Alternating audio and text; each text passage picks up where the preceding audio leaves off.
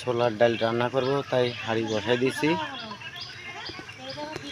তেল দেবো, হাঁড়ি যখন গরম হয়ে যাবে তখন তেল দিয়ে দেবো পরিমাণ মতন।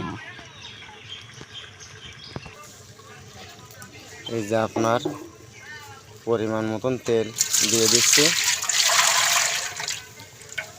এই যে আপনার ডালটা দিয়ে দিলাম পরিমাণ মতন ডালটা।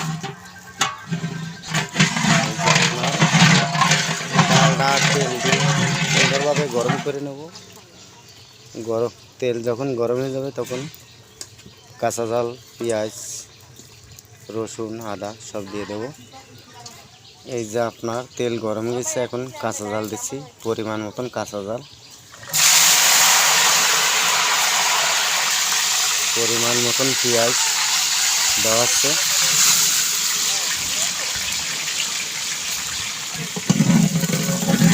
কাঁচা ঝাল আর পেঁয়াজ সুন্দরভাবে কষাই নেওয়ার পরে আপনার রসুন দেবেন। পরিমাণ মতন রসুন দিচ্ছে।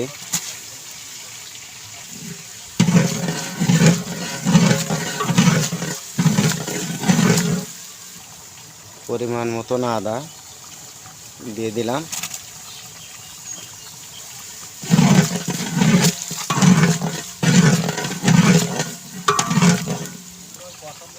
পরিমাণ মতন মশলা, গরম মশলা পরিমাণ মতন দিয়ে দিলাম।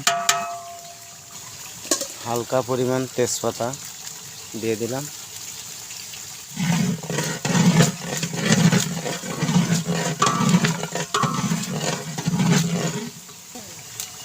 পরিমাণ মতন লবণ দিয়ে দিলাম।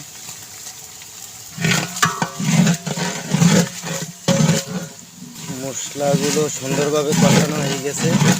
এইবারটা আপনার চর্বি দিয়ে দেবো। আমি যখন ছাক্কা রান্না করি এইভাবে ছাক্কা রান্না করি।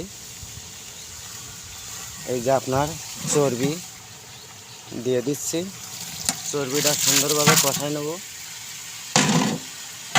চর্বি যখন কষানো হয়ে যাবে তখন আপনার গুঁড়া ঝাল আর হলুদ দিয়ে আপনার সুন্দরভাবে কষাই নিয়ে ডাল দিয়ে দেবো। চর্বিটা সুন্দরভাবে কষাই নিয়েছি। এখন এই যে আপনার ঝালের গুঁড়া দিয়ে দিচ্ছি পরিমাণ মতো।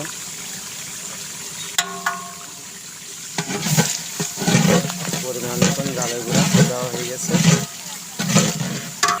এবারটা আপনার হলুদ দেওয়া আছে পরিমাণ মতন।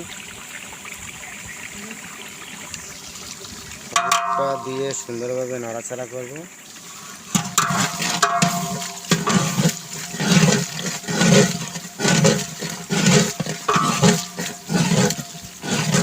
আমি যখন ছাক্কা রান্না করি এইভাবে মশলা কষাই নিয়ে ঝাল হলুদ দিয়ে এবার আপনার ডালটা দিয়ে দিই।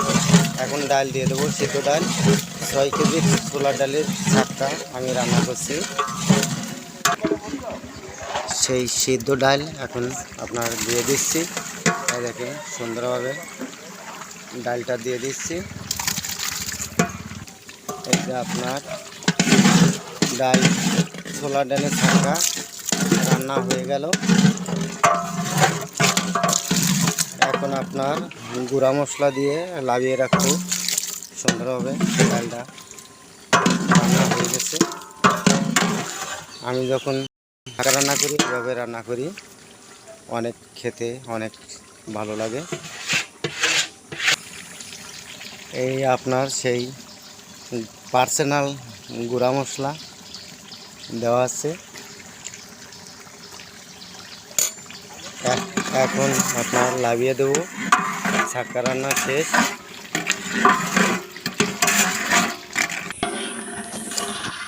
অনেক চমৎকার কালার হয়েছে ছাক্কার।